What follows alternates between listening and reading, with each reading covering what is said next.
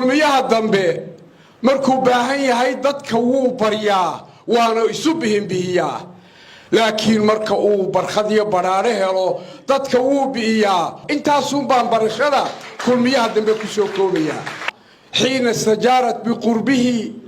وسمنها حتى إذا تكاملت فرته بأنياب لها وأطافري المدحوين موسى بيحي كلا قوستي لبا جير بان ارغو تغي ان ان ورقد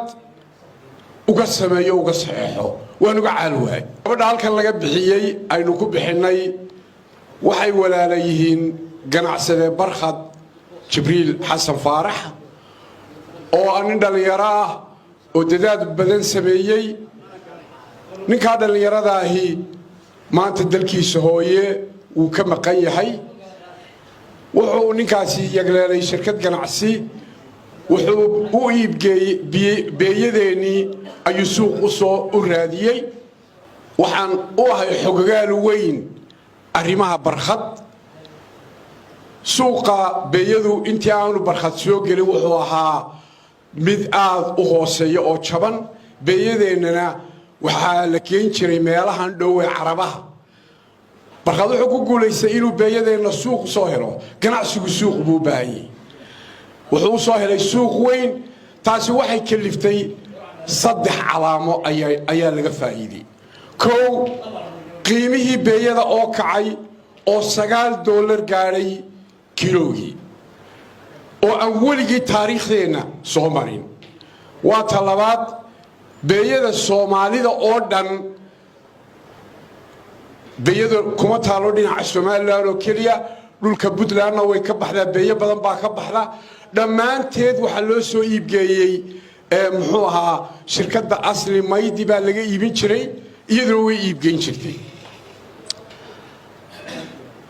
waxay samaysay dhaqaale fara badan ayay gelisay ayay dawladdu ka heli jirto cashuura lacagaadu badan bay dawladdu sanad walba ka soo geli jiray cashuuraha oo aanay hore u heli jirin waxa kale oo shacbigii ku noqday lacag badan oo xoolaha nool iyo xoogga dibadda ee xawaaladaha ka soo baxa madaxii saddexaad wuxuu noqday beeyada ayuu noqday 100 milyan baa sanadkii soo geli jiray Somaliland oo beeyada ka soo farcimi jiray wuxuu noqday suuq aad u diiran ninka dhalinyarada ah wuxuu ku guuleystay ganacsiga inta leh dawladuhu way ilaaliyaan dawladaha suuban iyo xukuumadaha wanaagsani waxay ilaaliyaan ganacsatadooda iyo shirkadaha ganacsigooda waayo shaqay abuuraan cashuura laga helaa siyaasadda dawladuhu waa sidaa nasiib darro ninka dhalinyarada waxa ku dhacday dhibaato wuxuu ka mid ahaa barxad dadkii la shaqeeyay dawladda ee horumarka ka qayb qaadanayay ee iskuulada dhisayay ee cisbitaalada dhisayay inta soo hudheel buu ka dhisay ceergaab iyo burciye berbera hantidiisii waa wiil yar oo qurba ku koray dibad ma dhigan ee dalkiisu galiyay aad baan u bogaadinayaa uguna hambalyeynaya siyaasadda uu qaatay wuxuu dadkii dhisay xisbiga kulmiye ee nala shaqeeyay madaxweyne Muuse Bixilo wuxuu dadkii dhisay ee cuudka badan siiyay goobjoog baan ka ahaa waxaan ninkii isu geeyay waxaan ninkii u shukaamin jiray waxa ku dhacay nasiib darro weyn wala la dagaalamay barxad dagaal qaawan baa lagu qaaday kamuu helin garab iyo gaashaan dawladii uu dhisay ee uu waajibka ugu lahaa isagoo ganacsada inay u gargaaraan ee uu waajibka ugu lahaa abaalka in loo abaal celiyo kamuu helin maanta waa dabadmeer waa masaafir wadankiisa ka maqan waxa loo sharay waarano lagu xidho hantidiisa baa dibadda lagu xanibay dunuubeena baa loo sameeyay waxaan madaxweyne Muuse Bixi kala quustay laba jeer baan ergo ugu tagay in aan warqad uga sameeyo uga saxeexo waan uga caalwaay waxaan xasuusiyay barxad shalay ku ahaa mararka qaarkood dadku mashquulkii wax ku ilaawaan waxaan uga sheekeeyay kaalinta uu ninkaasi ku jiray waan ka quustay nasiib darro weyn weeye arinta iyada waxaan leeyahay barxad fariintan halka uga dirayaa adeer waxba niyad jabin noloshu waa maalmo yar waa hadqoodaarka labadiisa gelin ee isbedelaya shalayto waxaad hayd niman xoolo haysan ويليرا قولات قادي نولشو عقبضي ليدي ninka ragina wuu adkaystaa dalkaaga hooyana waad ku soo noqon doontaa waxaan leeyahay ninkii loo jiray Umar Xiiwaal mujaahid Umar Xiiwaal oo nin qiimo badan ahaa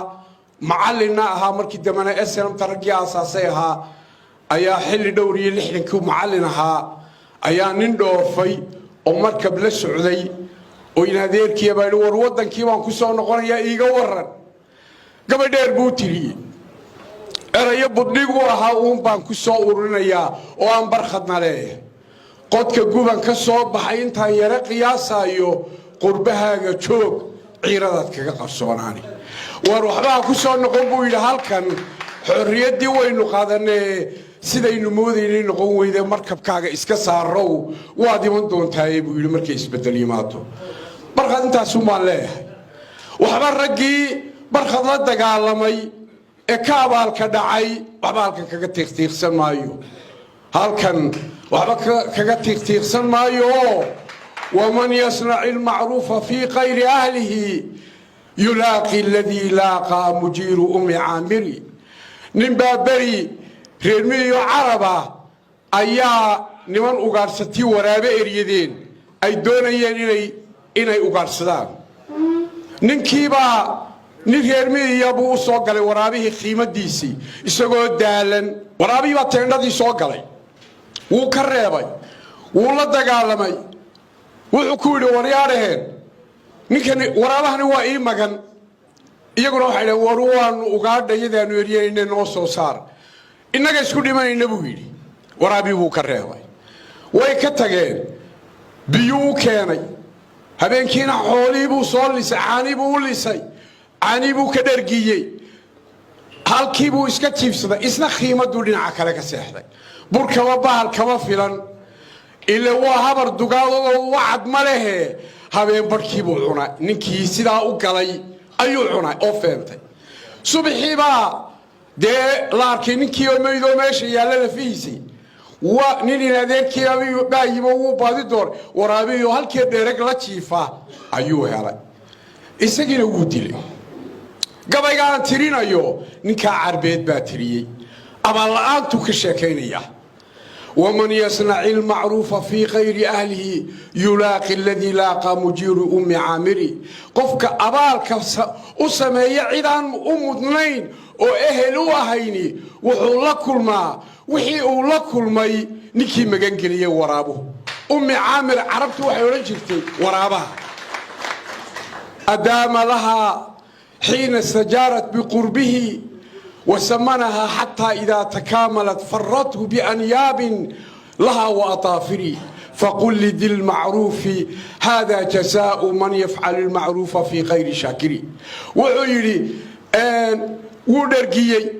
وحول بوسي عديه سيبوكو غوغوستي مركو ناحيي وبراري وحي تاسي فرينو تايبو يري كوا سماها سمايا أبا المرين تاي هيران كوا أبالك لو قال أبال وياشاي أي فرينو تاي كل مياه الدنبه مركو باهي هاي ضدك وو بريا وانا يسبهم بيا